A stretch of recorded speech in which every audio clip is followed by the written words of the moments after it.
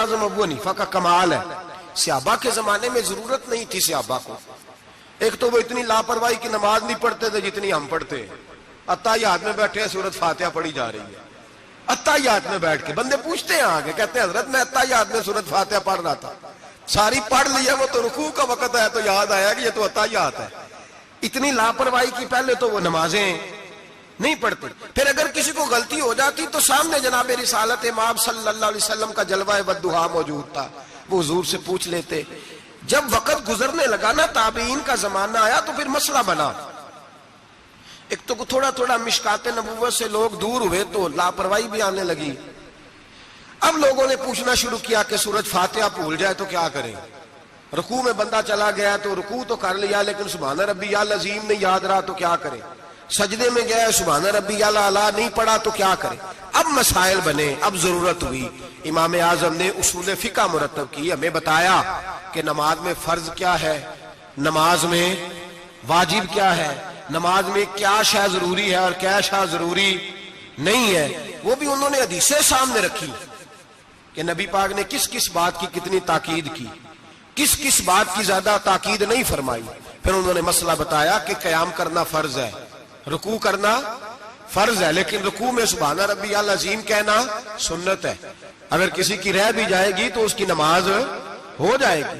قوما کرنا فرض ہے، سجدہ کرنا فرض ہے، لیکن سجدے میں سبحان ربی الاعلیٰ کہنا سنت ہے. رہ بھی گیا تو نماز جو سجدہ ہی نہیں کرے گا اس کی نہیں. تو یہ اصول بنائے امام اعظم نے.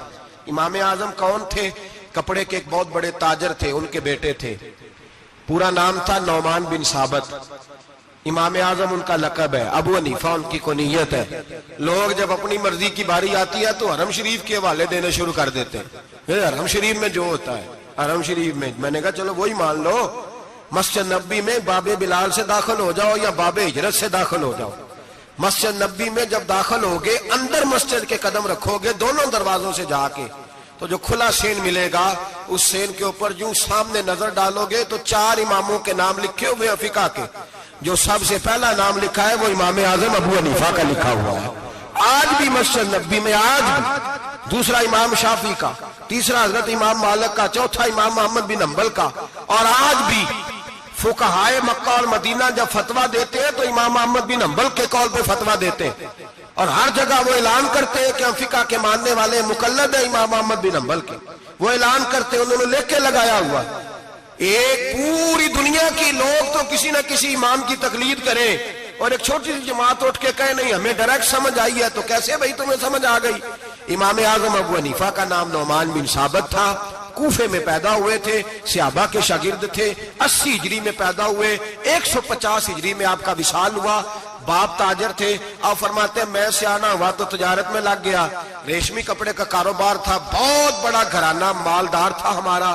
میں گلی سے گزرتا تھا، رستے میں امام شافعی کا مدرسہ تھا.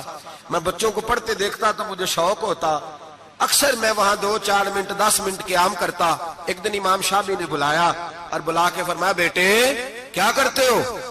میں نے کہا کپڑے کا کام کرتا ہوں. تو کہنے لگے تیرے چہرے میں بڑی چمک ہے، تیرے چہرے میں بڑی روشنی ہے، مجھے لگتا ہے میرا رب تجھ سے کوئی بڑا ہی کام لینے والا ہے. تو آ نہیں جاتا، پڑھ نہیں لیتا. اقبال کہتے ہیں اگر کوئی شعیب آئے میسر، شبانی سے کلیمی 2 قدم ہے. اللہ کرے کسی کو کوئی مل جائے، کسی کو کوئی بیٹھا ہوا مجھے دور دعا دیتا ہے. میں ڈوبتا ہوں پر سمندر اچھال دیتا ہے. اللہ کرے کوئی مل جائے. فرماتے ہیں امام شافعی نے میری بات ہوئی تو میں حضرت حماد کے مدرسے میں داخل ہو گیا. امام حماد بہت بڑے مفتی تھے، سند بھی سن لے. امام اعظم شاگرد ہیں امام حماد کے، اور امام حماد شاگرد ہیں حضرت ابراہیم نخعی کے. حضرت ابراہیم نخعی شاگرد ہیں حضرت علقمہ کے، اور حضرت علقمہ شاگرد ہیں حضرت عبداللہ ابن مسعود کے. اور حضرت عبداللہ بن مسعود وہ صحابی ہیں جن کی ڈیوٹی تھی نبی پاک کا ڈنڈا مبارک کا سا اٹھانے کی، حضور کے جوتے اٹھانے کی. ڈائریکٹ نبی پاک سے علم دین حاصل کیا کرتے. یہ سند ہے امام اعظم ابو حنیفہ کی. حضرت امام اعظم کہتے ہیں میں امام حماد کے مدرسے میں پڑھنے لگا. کئی سال رہ کے میں نے ان کے مدرسے میں علم حاصل کیا.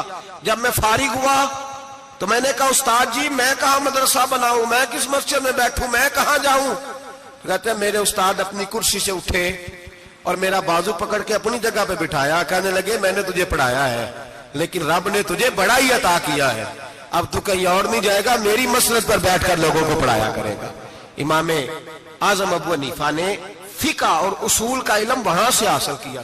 فرماتے ہیں پھر میرے استاد نے میری ڈیوٹی لگائی, فرمانے لگے اب تو کسی ایسی جگہ جا جہاں سے تجھے تقوی کی روشنی ملے, کوئی مرشد تلاش کر, سہ نفل نمازاں پڑھیاں, ظالم نفس نہ مردہ ہو, اے بان فقیروں کسے نہیں مارے, آئے ہوئی چور اندر دا ہو. حضرت امام اعظم سن 80 ہجری میں, کہتے ہیں 80 ہجری میں, آج سے 1400 سال پہلے, 1350 سال پہلے امام اعظم کہہ رہے ہیں مجھے ضرورت تھی کہ میں جا کے کسی کے ہاتھ میں ہاتھ دوں تاکہ میں اس سے اصلاح لوں جو میرے قلب و نظر کو صحیح کرے. ہم تو سارے سیانے, ہمیں تو کسی کی ضرورت ہی نہیں. فرماتے میں اپنے استاد کے کہنے پر امام جعفر صادق کے پاس گیا. 2 سال امام جعفر صادق نے مجھے پریکٹیکل کرایا.